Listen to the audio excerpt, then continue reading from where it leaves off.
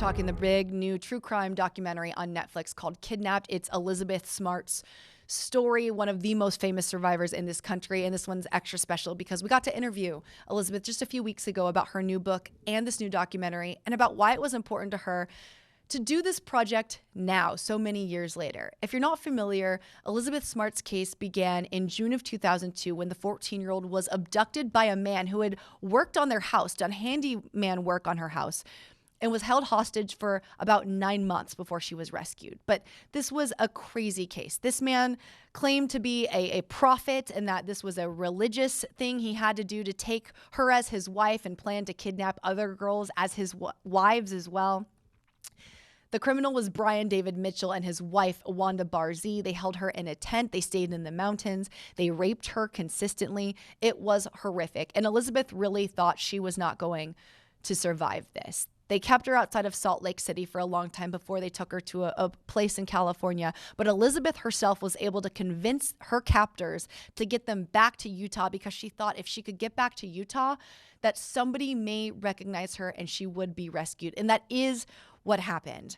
But this story is very harrowing. When she was abducted out of her bed inside her house, she was sleeping in the bed with her 9-year-old sister, Mary Catherine. And it was Mary Catherine who actually cracks the case wide open because she was able to remember the voice of the abductor months later and connect that to somebody who had done work on their house previously that they knew under the name Emmanuel.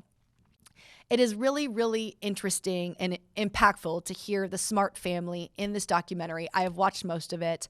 Describe the feelings that they went through this whole ordeal, especially when people suspected the family could have been involved before they really knew that there was somebody on the loose, a self-proclaimed prophet who was a horrific child abuser, abductor, a child rapist that was using religion to have this control over this teenage girl. We got a chance to talk to Elizabeth Smart a few weeks ago, back in December, about everything that she's doing in her life right now, which includes a new book, but it includes this documentary. She had a lot of involvement in this documentary, and that was really important to her. But of course, it's been so many years, and I know that the true crime genre is something that fascinates people. People want documentaries and docuseries more than ever, but I got to ask Elizabeth, why now? And she explains that in her own words. Of stories that have so many lessons to teach, and the amount of other people who have heard say things like, because I knew your story I felt like I could share mine, or Yeah. because I heard your story I felt like I didn't have to be ashamed of what I went through because I went through something similar. I mean, I feel like stories and storytelling is so powerful, and what I really appreciated about this documentary is that the production company didn't just, I guess, steal my story and run away with it. Sure. I mean, they were so um, conscientious in their production, and they wanted me to be very heavily involved. And they wanted, I mean, for instance, when I saw the first cut of it, I love that they tried to be so thoughtful and mindful of me that at the end of it, I remember giving them some feedback, and I was like, I love how sensitive you are towards me in this, but it's okay to talk about what I went through, because if you didn't know that, you as a production company were being sensitive to me, it could kind of look like I just went on vacation for 9 months, and I Wow. didn't. Yeah.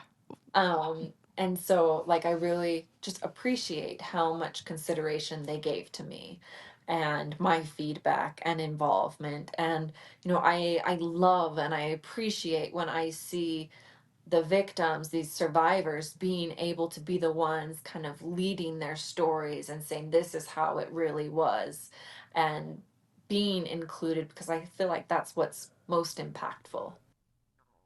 And of course, with true crime ethics, that is one of the biggest things too, to be able to be empowered as a victim and a victim's family and be part of the process in the storytelling is huge. I am so happy for Elizabeth. She's been on all sorts of media this week because of this new documentary, and you can see it on Netflix now. It's called Kidnapped. And it's right on your homepage right now, just came out. Phenomenal, highly suggest it. And of course, Elizabeth is so fascinating herself. If you want to go watch our entire interview together, that's on YouTube too. It's on my page at Brianna Whitney TV and the Arizona's Family YouTube page as well. If you want to hear more about our conversation and her story as a person from then during the case to now and everything she's been able to overcome.